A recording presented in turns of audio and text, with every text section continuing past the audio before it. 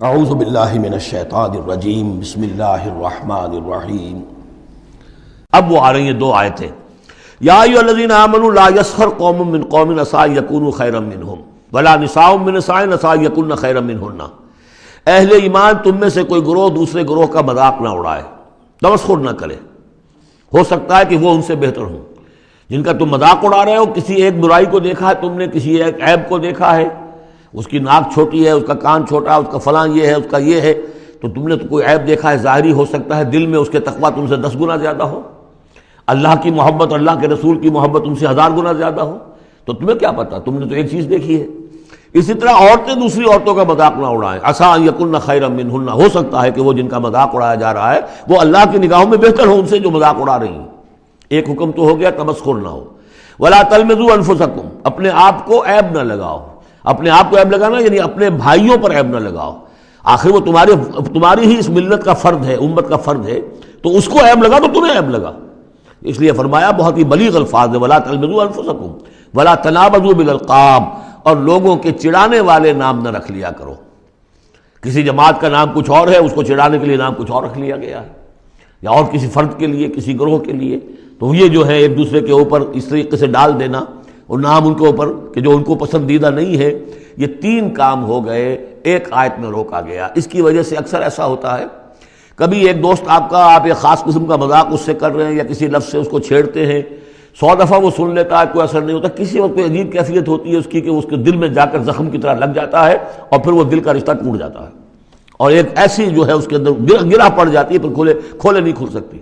لہذا محتاط رہو۔ بئس الاسم الفسوق بعد الایمان، ایمان کے بعد تو برائی کا نام بھی برا ہے، کیوں ان چیزوں میں جا رہے ہو؟ تمہیں تو ایمان کو سمجھنا چاہیے کہ اللہ نے تمہیں اتنی بڑی فضیلت دی ہے، تو ان گندگیوں کی طرف جو ہے تم متوجہ ہی نہ ہو۔ ومن لم یتوب فاولئک هم الظالمون، اور جو باز نہیں آئیں گے تو وہی ہے کہ جو ظالم ہے اللہ کی نگاہ میں۔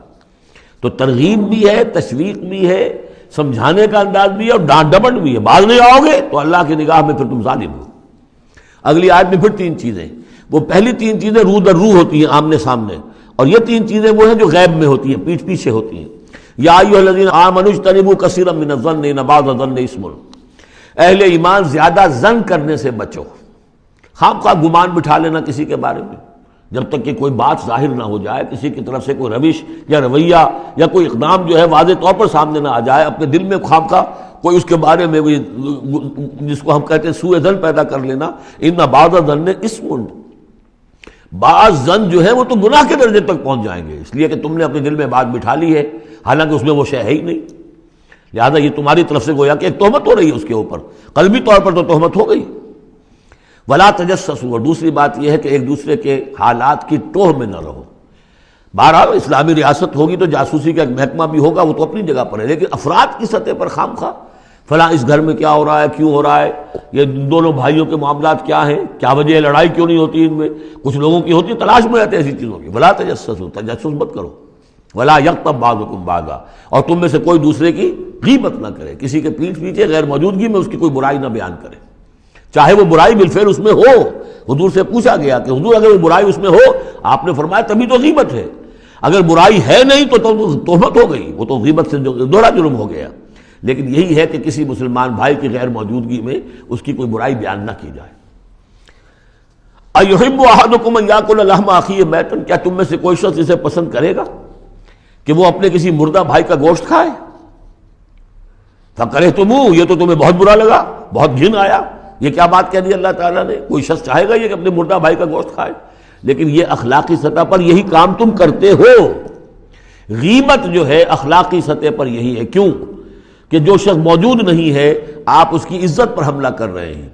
اگر وہ موجود ہوتا اپنا دفاع کرتا، لیکن موجود نہیں ہے، دفاع نہیں کر سکتا، وضاحت کرتا، آپ کو غلط بات سمجھ میں آئی، آپ نے ٹھیک نہیں سمجھا ہے، آپ کو اطلاع صحیح نہیں ملی ہے، آپ 100 طرح سے اپنی حفاظت کرتا ہے اپنی عزت کی، اور چونکہ موجود نہیں ہے آپ نے جیسے مردہ بھائی کی لاش پڑی ہے، جیسے چاہو موٹی جو ہے کاٹ لو، لیکن اگر وہ زندہ ہو تو تمہیں قریب آنے دے گا۔